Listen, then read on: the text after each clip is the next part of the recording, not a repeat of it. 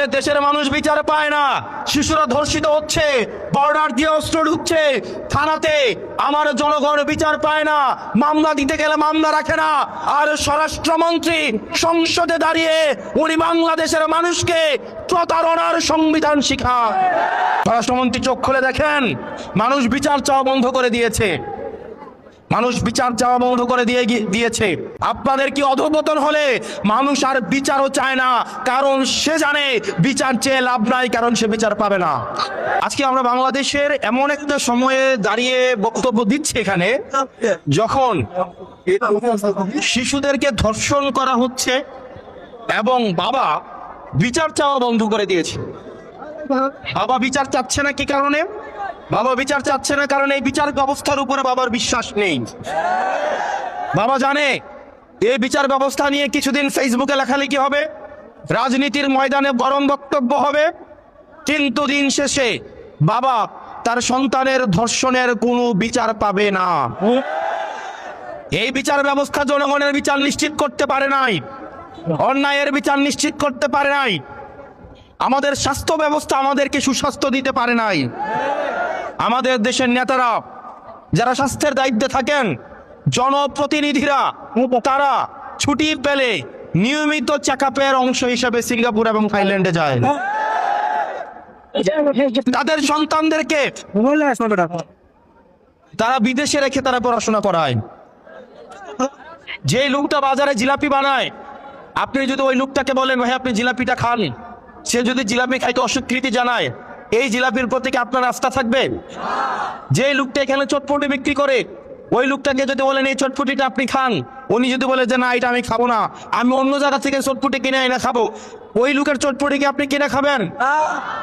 তা আমাদের দেশের যারা স্বাস্থ্য মন্ত্রণালয়ের দায়িত্বে, যারা শিক্ষা মন্ত্রণালয়ের দায়িত্বে, যারা দেশের দায়িত্বে, তারাই দেশের সুযোগ সুবিধা ভোগ করে না, বরং তারা বিদেশ থেকে দেশের টাকা পাচার করে সেখানে গিয়ে সুযোগ সুবিধা নেয়।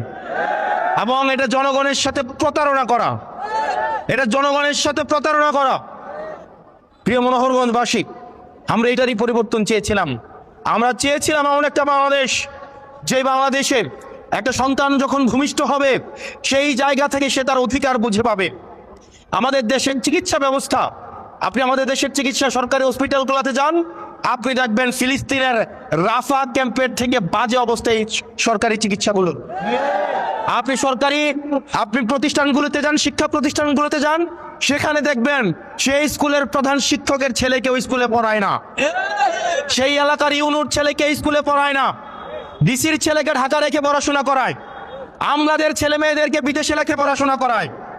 আমাদের দেশের আমলারা বললে মাইন্ড করবে, আপনারা খোঁজ খবর নিয়ে দেখেন, আমলাদের সন্তানদের ওনারা দেশে রাখেন না, ওনারা বিদেশে রেখে পড়াশোনা করায়। অর্থাৎ ওনারা এমন একটা সার্ভিস আমাদেরকে দেন, যেই সার্ভিসটা ওনারা নিজেরাই গ্রহণ করেন নাই, যেই সার্ভিসের উপর ওনাদের নিজেদেরই আস্থা নাই। তাহলে যেই সার্ভিসের উপর আমার নিজেরই আস্থা নাই, আমি নিজেই গ্রহণ করি না, এই সার্ভিসটা যখন আমি জনগণকে দিচ্ছি, তার মানে এই সার্ভিসের মধ্যে অবশ্যই কোনো না কোনো প্রতারণা রয়েছে। প্রিয় মনোহরগঞ্জবাসী, আমরা এই সিস্টেমগুলোকে পরিবর্তন করতে চাই। আমরা পরিবর্তন করতে চাই, যখন কোনো বিচার প্রার্থী বিচারকের কাছে যাবে, মুখ দেখে তার বিচার হবে না, অপরাধের মানদণ্ড দেখে তার বিচার হবে। আমরা দেখতে পাই ক্ষমতাসীন যারা রয়েছে তারাই যদি থানায় যায়, তারা অপরাধী দলেরও যদি হয়ে থাকে, তারা যদি থানায় যায়, আমরা দেখতে পাই ওসির সাথে বসে তারা খুশবু গল্প করে। একটা নিরীহ মানুষ যাদের নামে বিচার দিতে যাবে, থানায় গিয়ে দেখে তারাই ওসির সাথে বসে টুস বিস্কুট আর দুধ চা, একদম ক্রিমওয়ালা দুধ চা বসে বসে খায়। নিরপরাধ মানুষগুলো তখন থানা থেকে মাথা নত করে চলে আসে, কারণ সে জানে এই থানায় তার বিচার হবে না। প্রিয় তরুণ প্রজন্ম, আপনারা দেখবেন অনলাইন জুয়া আপনাদের জন্য সহজলভ্য করে ফেলা হয়েছে। বাজারে বাজারে অনলাইন জুয়ার সয়লাভ, অনলাইন জুয়া দিয়ে তরুণ প্রজন্মকে নষ্ট করে ফেলা হয়েছে।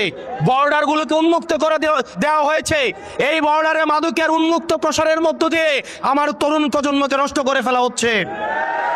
আমাদের দেশের মানুষ বিচার পায় না, শিশুরা ধর্ষিত হচ্ছে, বর্ডার দিয়ে অস্ত্র ঢুকছে থানাতে, আমার জনগণ বিচার পায় না, মামলা দিতে গেলে মামলা রাখে না।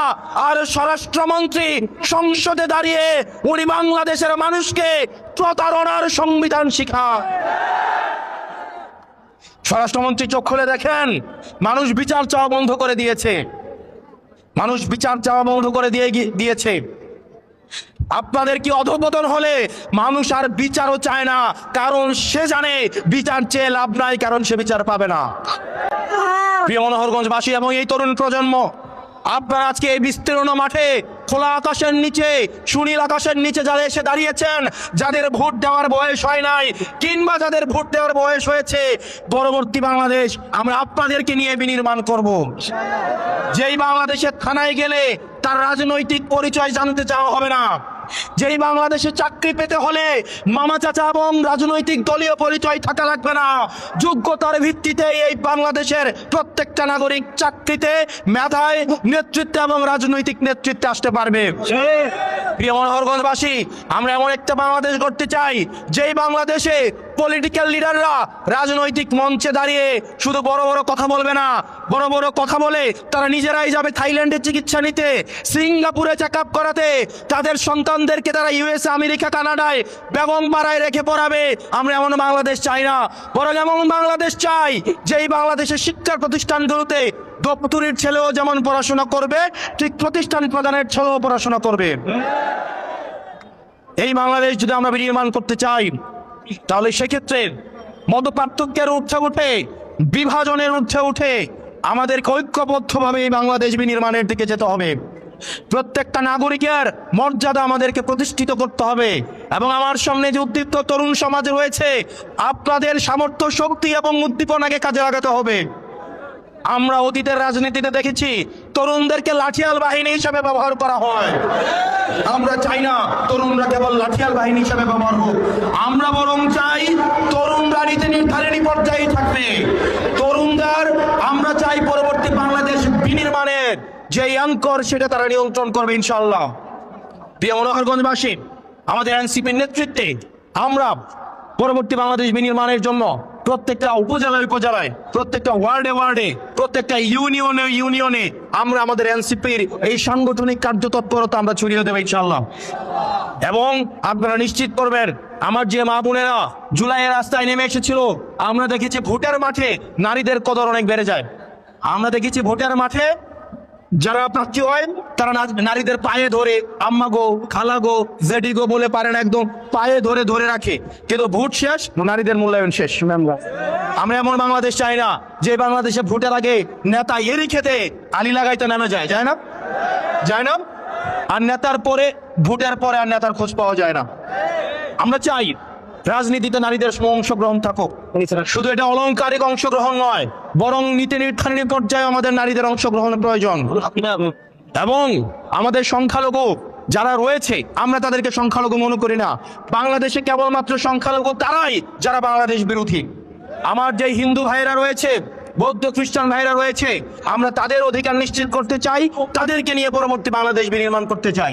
প্রিয় মনোহরগঞ্জবাসী, আপনাদের এলাকায় মাজার, মসজিদ, মন্দির আছে না? মাজার আছে না? মনে রাখতে হবে, আপনি মাজারে বিশ্বাস নাই করতে পারেন, কেউ বিশ্বাস জোর করে আপনাকে বিশ্বাস করাইতে পারবে না। আপনি যদি বিশ্বাস না করেন, কেউ জোর করার কোনো এখতিয়ার নাই।